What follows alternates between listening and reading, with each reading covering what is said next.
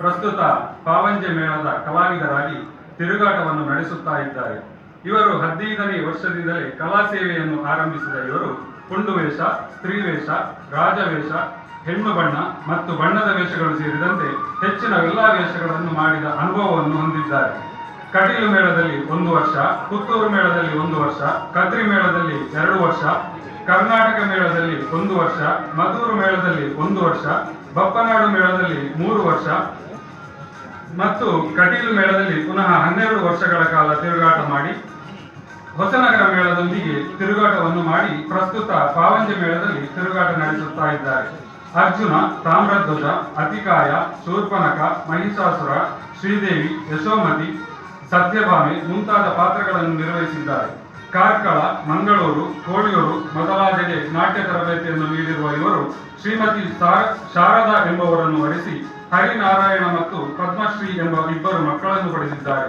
ಕಲಾವಿದರಾಗಿರುವ Raghurama Holla, Ramakrishna Mayya, Radhakrishna ನಾವುಡ, GK. ನಾವುಡ ಇವರ ಸಂಬಂಧಿಕರಾಗಿರುವ ಸುಬ್ರಾಯ ಹೊಳ್ಳರ ಸಾಧನೆಗೆ ಪ್ರತಿಫಲವಾಗಿ Kasaragod, ಕೊಯಂಪುತ್ತೂರು, Bahrain ಮುಂತಾದೆಡೆಯಲ್ಲಿ ಸನ್ಮಾನಗಳು ಸಂದಿವೆ. Karnataka Yakshasiri ಎಂಬ ಬಿರುದು ಕೂಡ ಇವರಿಗೆ ಲಭಿಸಿದೆ. ಇವರ ಸಾಧನೆಯನ್ನು ಗುರುತಿಸಿ ಕರ್ನಾಟಕ ಯಕ್ಷಗಾನ ಅಕಾಡೆಮಿಯು 2024ನೇ ಸಾಲಿನ ಗೌರವ ಪ್ರಶಸ್ತಿ ನೀಡಿ ಗೌರವಿಸುತ್ತೀವಿ. ಈ ಘನತೆಯುತ ಸಭೆಯಲ್ಲಿ ಮಾತನಾಡಲಿಕ್ಕೆ ನಾನು ಅತ್ಯಂತ ಕಿರಿಯ. ಅಕಾಡೆಮಿ ಸರಿಯಾದ ಕೆಲಸ ಮಾಡುವುದಿಲ್ಲ ಅಂತ ಕೆಲವರ ಆಕ್ಷೇಪ. ನಾನು ಹೇಳಿದ್ದಿರ್ಬೋದು ಬಹುಶಃ. ಆದ್ರೆ ಈಗ ಸರಿ ಕೆಲಸ ಮಾಡ್ತಾ ಇದೆ ಅಂತ ತೋರ್ತಾ ಇದೆ. ನನ್ನನ್ನು ಆರಿಸಿದ ಕಾಲ, ನನ್ನ ಜೊತೆಗೆ ಬಹಳ ಮಂದಿಯನ್ನು ಆರಿಸಿದ್ದಾರೆ. ಪ್ರತ್ಯೇಕವಾದಂಥ ಅಕಾಡೆಮಿಯನ್ನು ನಿರ್ಮಿಸಿದ್ದು ಬಹಳ ಒಳ್ಳೆಯದಾಯ್ತು ಅಂತ ನನ್ನ ಆತ್ಮೀಯರಾದಂತಹ ಕೋಡಿ ವಿಶ್ವನಾಥ ಗಾಣಿಯರು ಹೇಳಿದರು. ಸರಿಯದು.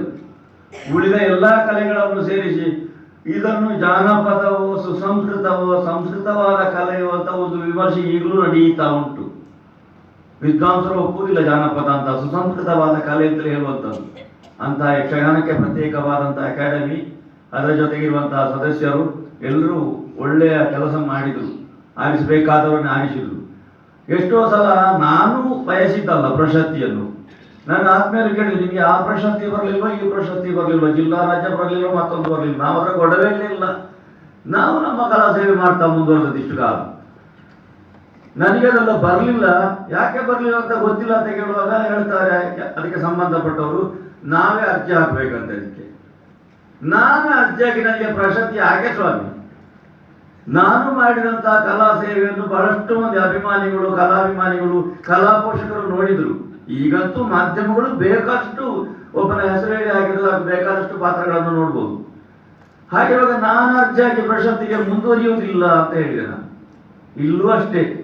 ಅಂದ್ರೆ ಇಲ್ಲಿದ್ದಂಥ ಈಗಿನ ಸದಸ್ಯರುಗಳು ನನ್ನ ಕುರಿತಾದಂಥ ಅಭಿಮಾನಗಳು.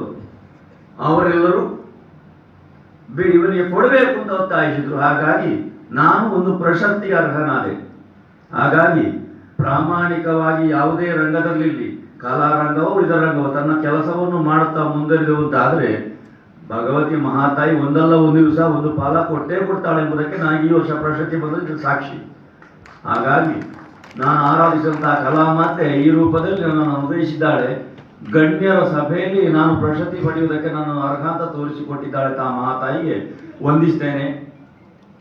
ಅಕಾಡೆಮಿ ಯೋಗ್ಯವಾದ ಕೆಲಸ ಮಾಡ್ತಾ ಇದೆ. ಯೋಗ್ಯರನ್ನು ಅರಸುತ್ತಾ ವರ್ಷದಲ್ಲಿ ಈಗ ಶಿವರಾಮ್ ಶೆಟ್ಟಿ ಹೇಳಿದಾಗ ಎರಡೆರಡು ಸಲ ಪ್ರಶಸ್ತಿ ಪ್ರದಾನ ಕಾರ್ಯ ಮಾಡುವಂಥ ಒಂದು ಯೋಗ ಬಂತು ನನಗೆ ಅಂತ. ಅದು ನಡೆಯಲಿ. ಜೊತೆಗೆ ಇಷ್ಟು ಒಳ್ಳೆ ಉತ್ತಮವಾದಂತಹ ಒಂದು ಸುಸಜ್ಜಿತವಾದ ಹವಾನಿಯಂತ್ರಿತವಾದ ಭವನ ಕೊಟ್ಟ ಕಲಾರಂಗವನ್ನು ಮರೆಯಲಿಕ್ಕೆ ಸಾಧ್ಯ ಇಲ್ಲ. ಆ ಕಲಾರಂಗ ಹುಟ್ಟಿಕೊಂಡದ್ದೇ ಕಲಾವಿದರ ಯೋಗಕ್ಷೇಮಕ್ಕಾಗಿ. ಅಹರ್ನಿಶಿ ದುಡಿತಾರೆ ಕಾರ್ಯಕರ್ತರು. ಒಬ್ಬರು ವೇದಿಕೆಗೆ ಕರೆದ್ರು ಬರುವುದಿಲ್ಲ. ಮುರಳಿ ಕಡೆಕಾರರು ಅವರು ಕಾಣಿಸಿಕೊಳ್ಳುವವರೇ ಅವರು.